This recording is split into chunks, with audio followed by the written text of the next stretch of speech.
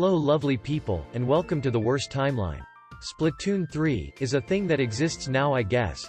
In all seriousness though, at the end of the February Nintendo Direct, Nintendo decided to reveal the third Splatoon game. And I'll be honest, I didn't think we were getting another Splatoon game on the Switch, but we are, and it is slated to release in 2022.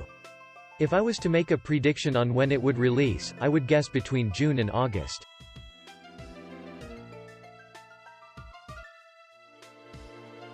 Moving on to the trailer itself, I have a couple things to say.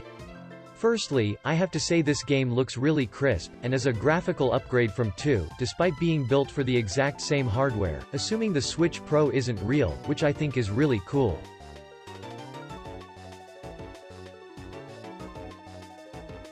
Thing that made me most excited in the trailer were the new weapon designs and gameplay mechanics shown off. In the trailer we saw a kind of in-ink dodge roll, which looks really cool and something I hope is added into the story mode. Something else is the new spawn points, which actually look like espresso machines, allow you to choose where you land on the map, which is definitely gonna have a change on the competitive scene and metagame.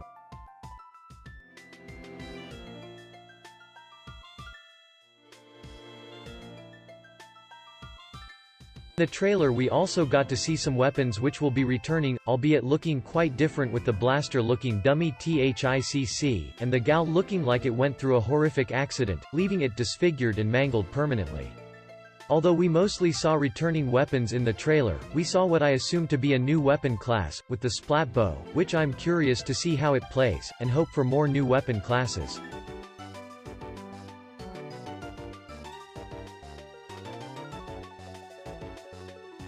Something that the Splatoon series always had that I really loved was the whole aesthetic of it, with the way of dress and architecture, and Splatoon 3 looks to differ from that slightly, which I don't hate, but I don't love. Another thing we see in the trailer is a variety of new hairstyles and the ability to play as an octoling without paying for an expansion.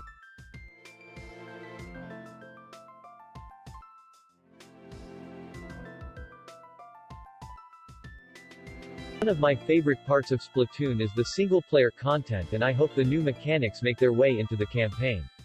I really do enjoy the single player, and I hope it is just as good if not better than the second game's campaign.